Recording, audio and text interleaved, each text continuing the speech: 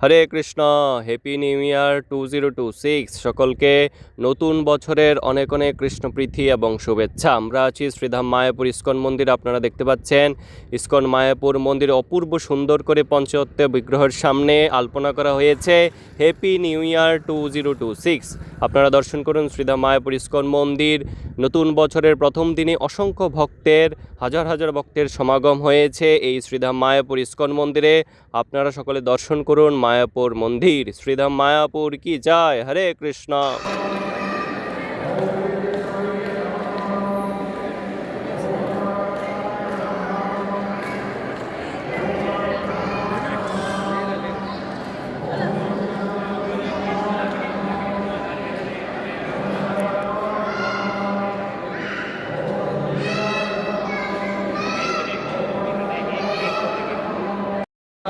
लाभकामनया तथा अस्माकं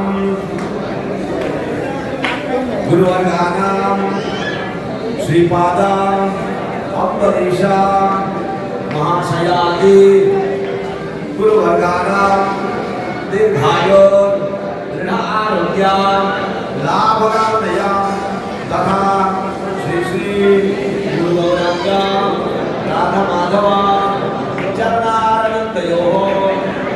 मम शुद्ध भक्ति प्राप्ति कामनया यथा दलिता उपचारे श्री श्री श्रद्धात नरसिंह पुष्पांजलि पूजनम समर्पणम अहम करिष्ये।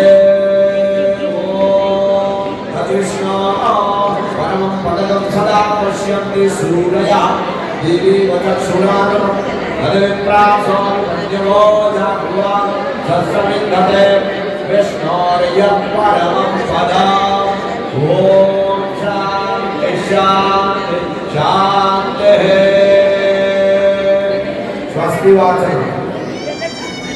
ओम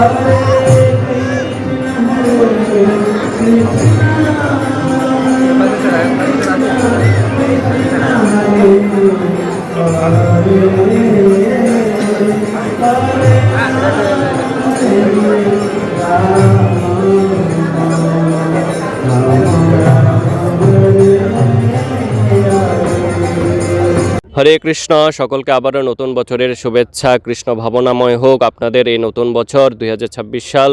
তো আমাদের এই নতুন বছরে কি সংকল্প করা উচিত তা আমরা এখন জেনে নিই।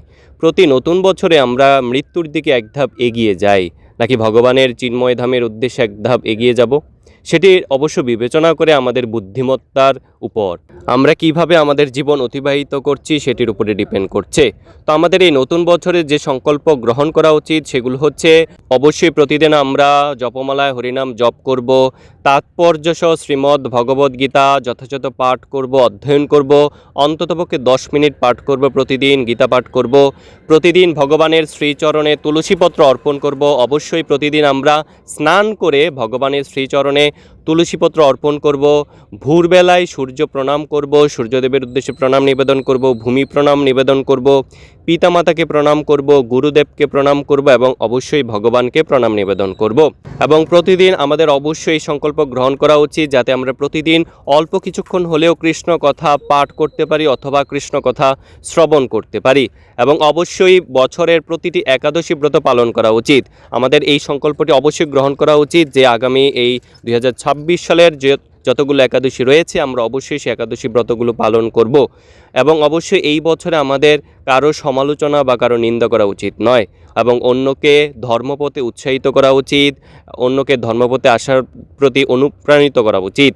অন্ততপক্ষে মাঝে মধ্যে মন্দিরে গিয়ে ভগবানকে প্রণাম নিবেদন করা উচিত, ভগবানকে প্রদক্ষিণ করা উচিত এবং অবশ্যই এই বছরে আমরা প্রতিদিন অবশ্যই কি করব, প্রাতঃস্নান করব, প্রতিদিন মঙ্গল আরতি করব এবং ভক্তির অনুকূল যে কার্যগুলো রয়েছে সেগুলো অবশ্যই আমরা পালন করার চেষ্টা করব।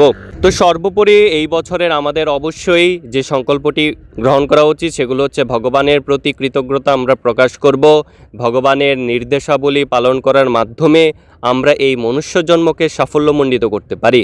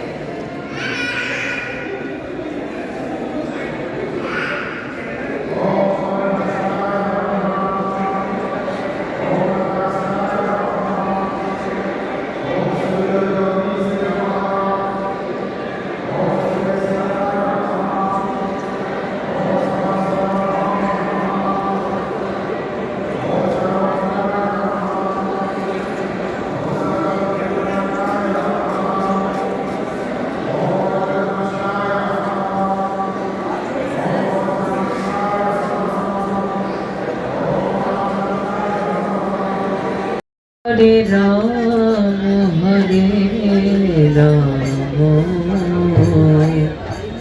राम राम हरे हरे